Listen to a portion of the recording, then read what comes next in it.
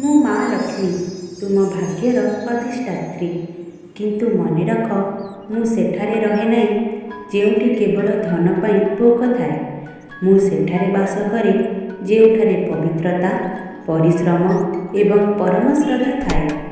ଲୋକ ମୋତେ ଧନର ଦେବୀ ବୋଲି କୁହନ୍ତି, କିନ୍ତୁ ମୁଁ କେବଳ ସୁନା କିମ୍ବା ରୂପା ନୁହେଁ।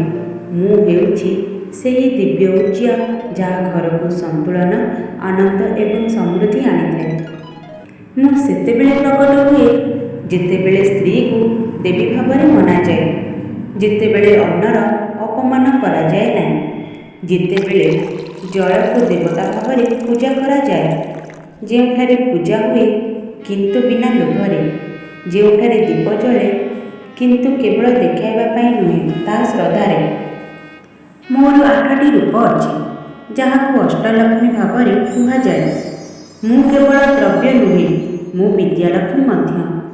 ମୁଁ କେବଳ ଭୈଭବ ନୁହେଁ, ମୁଁ ସନ୍ତୋଷୀ ଲକ୍ଷ୍ମୀ ମଧ୍ୟ। ମୁଁ କେବଳ ବ୍ୟାପାରରେ ଲାଭ ନୁହେଁ, ମୁଁ ଗୃହସ୍ଥ ଜୀବନରେ ପ୍ରେମ ଏବଂ ବୁଝାମଣା ମଧ୍ୟ। ତୁମେ ଜାଣିଛ କି, ମୁଁ ସମୁଦ୍ର ମନ୍ଥନରୁ ପ୍ରକଟ ହୋଇଥିଲି, କିନ୍ତୁ ସେବେଠାରୁ ମୁଁ ସେହିଠାରେ ସ୍ଥାୟୀ ହୋଇ ରହିଛି ଯେଉଁଠାରେ ଧର୍ମ ଅଛି। କାରଣ ଯେଉଁଠାରେ ଅଧର୍ମ ଥାଏ, ସେଠାରେ ମୋର ରହିବା ଅସମ୍ଭବ। ଯଦି ତୁମେ ଚାହୁଁଛ ଯେ ମୁଁ ତୁମ ଜୀବନରେ ସ୍ଥାୟୀ ଭାବରେ ବାସ କରେ, ତେବେ ପ୍ରତି ଶୁକ୍ରବାର ଶ୍ରଦ୍ଧାରେ ମୋର ପୂଜନ କର। ଧଳା କୋମଳ ଫୁଲ ଚଢ଼ାଅ। ଓମ୍ ଶ୍ରୀ ମହାଲକ୍ଷ୍ମୀ ନମ ମନ୍ତ୍ରକୁ ଜପ କର କମ୍ରେ କମ୍ 108 ଥର।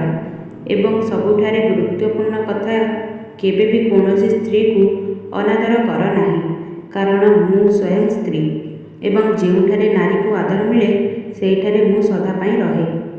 ମୁଁ ଲକ୍ଷ୍ମୀ, ମୁଁ ଧନ ମଧ୍ୟ, ଧର୍ମ ମଧ୍ୟ। ମୁଁ କେବେ ଚାହିଁବା ଦ୍ୱାରା ଆସେ ନାହିଁ, ମୁଁ ଆତ୍ମାର ଭିତରର ଆଲୋକରୁ ପ୍ରକଟ ହୁଏ।